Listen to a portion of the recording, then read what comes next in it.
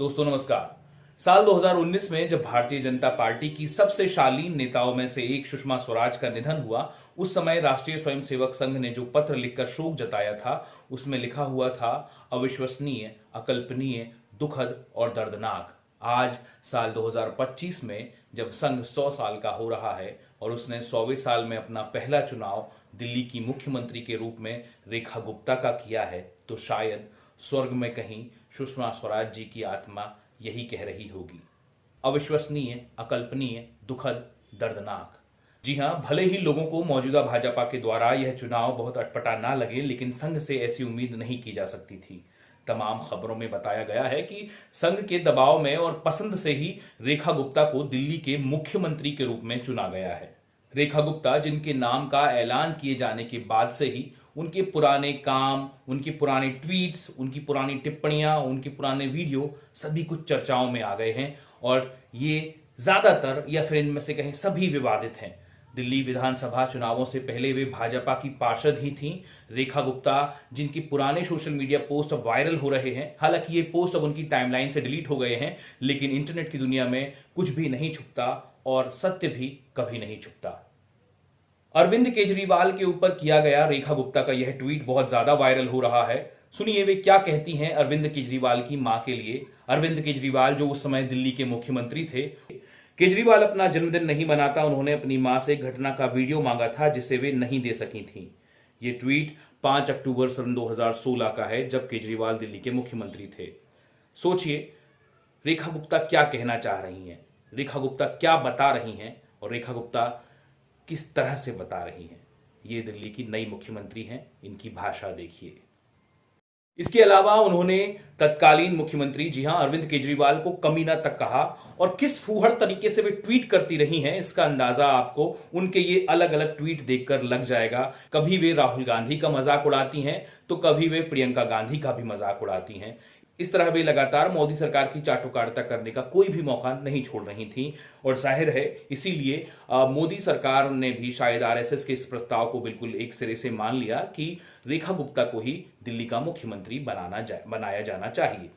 दिल्ली में अक्सर कहा जाता है कि यहां महिलाएं सुरक्षित नहीं हैं और अब दिल्ली की मुख्यमंत्री रेखा गुप्ता हैं। ऐसे में उम्मीद की जानी चाहिए कि महिलाएं सुरक्षित होंगी, लेकिन फिर वही बात उनके पुराने ट्वीट्स पर आते हैं। रेखा गुप्ता के पुराने ट्वीट्स देखिए। उन्होंने अरविंद केजरीवाल की मां के लिए जो कुछ कहा और प्रियंका गांधी के लिए जो कुछ कहा, ऐसे में कैसे कहा जा सकता है कि दिल्ली की नई मुख्यमंत्री महिलाओं के लिए संवेदनशील ही रहेंगी।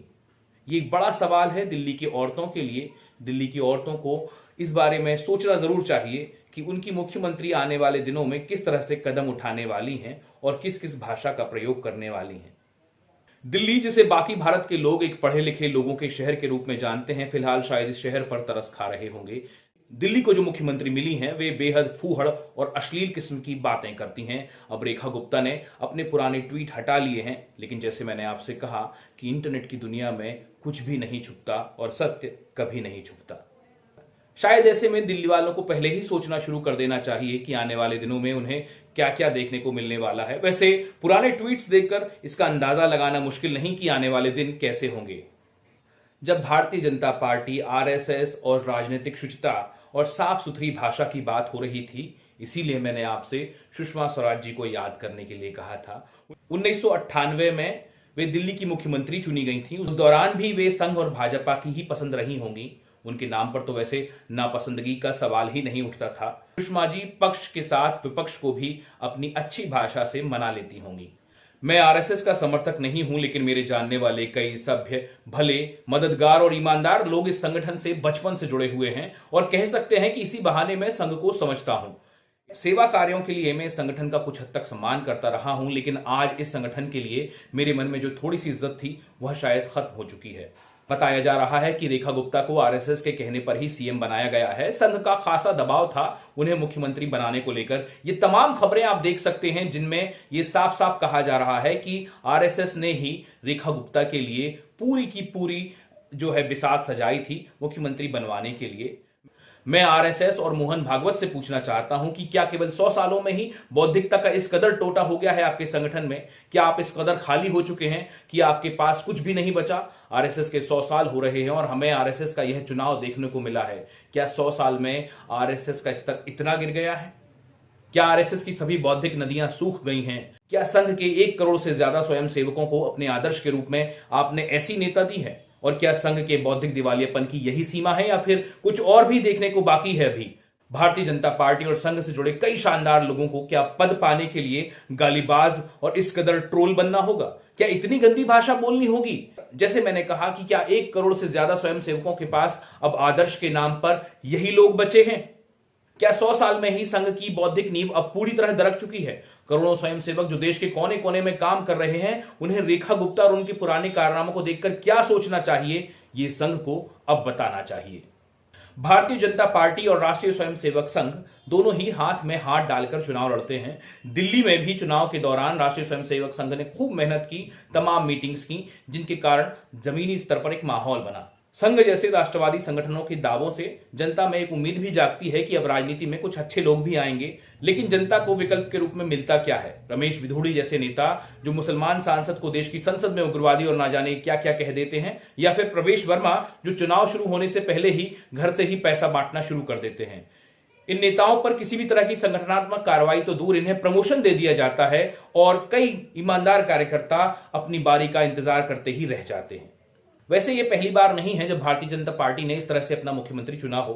साल 2023 में मध्य प्रदेश में जब विधानसभा चुनाव हो रहे थे तो उस समय भी मुख्यमंत्री का चुनाव होना था। चुनाव नतीजों के बाद में सभी को लगा था कि कई बड़े सम्मान्य और समझदार नेताओं को मौका मिलेगा, लेकिन जो चेहरा सामने आया वो था मोहन यादव का, जो उस समय एक मंत्री थे। ये उम्मीद से बिल्कुल उलट था। वे मंत्री तो थे लेकिन भाजपा के सीनियर और सुलझे हुए नेताओं की कतार में नहीं आते थे। चुनाव के दौरान मोहन यादव पर कई आरोप लगे जिनकी खूब खबरें अखबारों में भी दिखाई दी। चुनाव के दौरान भी उनका एक वीडियो भी वायरल हुआ जिसमें वे भद्दी भद्दी गालियां देते हुए नजर आते हैं। इसके बाद उनकी और भारतीय जनता पार्टी की खासी आलोचना हुई, लेकिन जब मुख्यमंत्री के चुनाव की बारी आई तो लगा ये मोहन यादव के खिलाफ नहीं बल्कि उनके नंबर बढ़ाने वाली बात साबित हुई है। मोहन यादव के गालीबाज और तीखे तेवर में भारतीय जनता पार्टी के बड़े नेताओं को शायद अपनी नीतियों के हिसाब से प्रदेश चलाने वाला हुनर भी दिखाई दिया था। मध्य प्रदेश के कई भाजपाई आज भी हंसी हंसी में कहते हैं कि उसी दिन मोहन यादव सीएम की रेस में आ गए थे जब उन्होंने कैमरे पर गालियां दे दी थी। उसी दिन उन्हें पसंद कर लिया गया था। खैर, अब हमें आगे क्या कुछ देखने को मिलेगा वह दिलचस्प होगा। दिल्ली की मुख्यमंत्री के रूप में रेखा गुप्ता को ये नई जिम्मेदारी मुबारक हो। मेरा वीडियो अच्छा लगा हो तो लाइक और शेयर जरूर कीजिएगा और प्लीज चैनल को सब्सक्राइब भी कीजिएगा। शुक्रिया।